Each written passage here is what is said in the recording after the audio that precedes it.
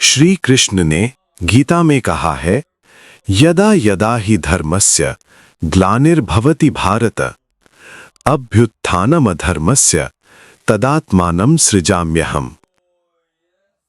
श्री कृष्ण ने गीता में कहा है, जब जब धर्म की हानि होती है और अधर्म बढ़ता है तब तब मैं आता हूँ। लेकिन क्या आप जानते हैं कि सृष्टि के संतुलन के लिए भगवान विष्णु ने अब तक कितने अवतार लिए हैं और क्यों?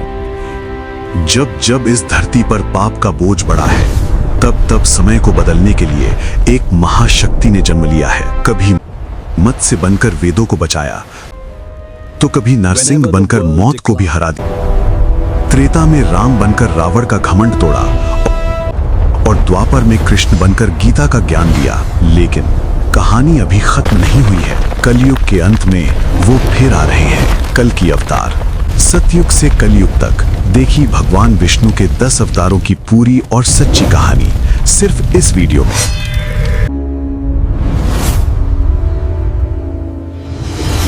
चलिए जानते हैं दशावतार की असली कहानी। कहानी शुरू होती है जब हयग्रीव नामक दैत्य ने वेदों को चुराकर समुद्र की गहराइयों में छुपा दिया। वेदों के बिना संसार में अंधकार छा गया और महाप्रलय का समय निकट आ गया। उस समय सत्ययुग के राजा मनु नदी में स्नान कर रहे थे। तभी उनकी हथेली में एक नन्ही मछली आ गिरी और बोली, हे राजन, मेरी रक्षा करो, बड़ी मछलियां मुझे खा जाएंगी। मनु उसे घर ले आए, लेकिन चमत्कार देखिए, वो मछली कमंडल से तालाब, तालाब से नदी और फिर समुद्र जितनी विशाल हो गई। तब मनु समझ गए कि ये कोई साधारण जीव नहीं है। भगवान ने मत्स्य रूप में दर्शन दिए और कहा, जल्द ही महाप्रलय आएगा। भगवान के आदेश पर मनु ने एक नाव में सप्त ऋषियों और बीजों को रखा। प्रलय के तूफान में भगवान मत्स्य ने उस नाव को हिमालय की चोटी तक सुरक्षित पहुंचाया और हयग्रीव का वध कर वेदों की रक्षा की। एक बार ऋषि दुर्वासा के श्राप से देवता शक्तिहीन हो गए। शक्ति वापस पाने के लिए समुद्र मंथन तय हुआ। मंदराचल पर्वत को मथनी और वासुकी नाग को रस्सी बनाया गया, लेकिन पर्वत समुद्र में डूबने लगा। तब भगवान विष्णु ने कूर्म यानी कछुए का अवतार लिया और अपनी विशाल पीठ पर पहाड़ को संभाल लिया। मंथन से विष निकला जिसे शिवजी ने पिया और अंत में अमृत निकला।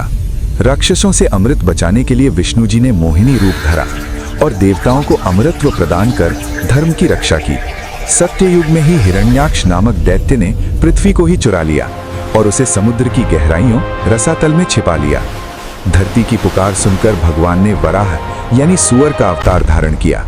वराह भगवान समुद्र में उतरे और हिरण्याक्ष को एक भीषण युद्ध में ललकारा।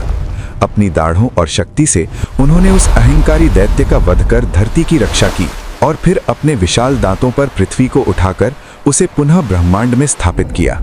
हिरण्याक्ष की मौत का बदला लेने उसका भाई हिरण्यकश्यप आया। उसने वरदान पाया कि न वो दिन में मरे न रात में, न इंसान से न जानवर से। लेकिन उसका बेटा प्रहलाद विष्णु भक्त निकला। क्रोध में जब हिरण्यकश्यप ने खंभे पर गदा मारी तो खंभा फट गया और वहां से प्रकट हुए भगवान नरसिंह, न पूरे मनुष्य न पूरे पशु। गोधूली बेला में घर की चौखट पर उन्होंने हिरण्यकश्यप को अपनी जांघों पर लिटाया और नाखूनों से उसका सीना चीरकर प्रहलाद की रक्षा की।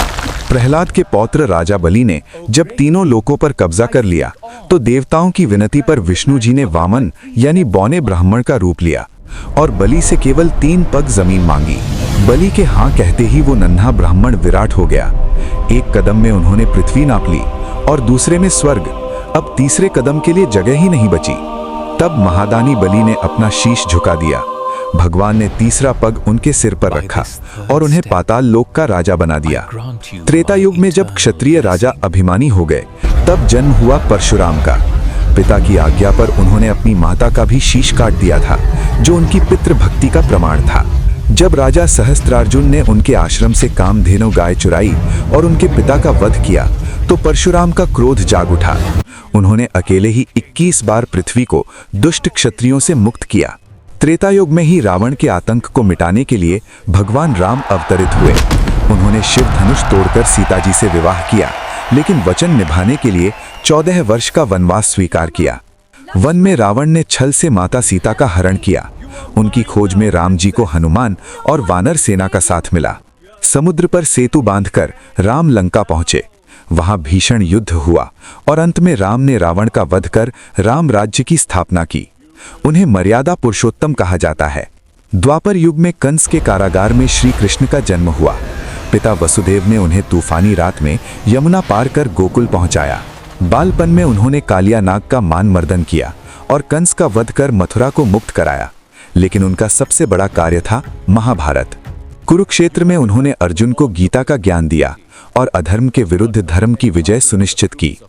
एक बहेलिये के तीर से उनके मानव शरीर का त्याग के साथ ही द्वापर युग समाप्त हुआ। कलयुग की शुरुआत में जब पशुबलि और हिंसा बढ़ी तो विष्णु जी ने बुद्ध का रूप धरा। राजसी सुख त्याग कर वे सत्य की खोज में निकल पड़े। बोध गया में पीपल के वृक्ष के नीचे उन्हें ज्ञान प्राप्त हुआ।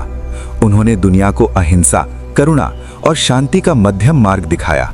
और अब 10वां अवतार जो अभी होना बाकी है, कल्कि। पुराणों के अनुसार जब कलयुग में पाप चरम पर होगा तब संभल में भगवान कल्कि प्रकट होंगे।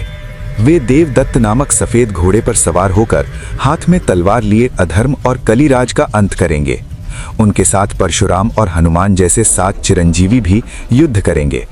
कल्कि अवतार के बाद फिर से सतयुग की शुरुआत होगी। यही है सृष्टि का अनंत चक्र। अगर आपको ये जानकारी अच्छी लगी तो कमेंट में जय श्री हरि जरूर लिखें।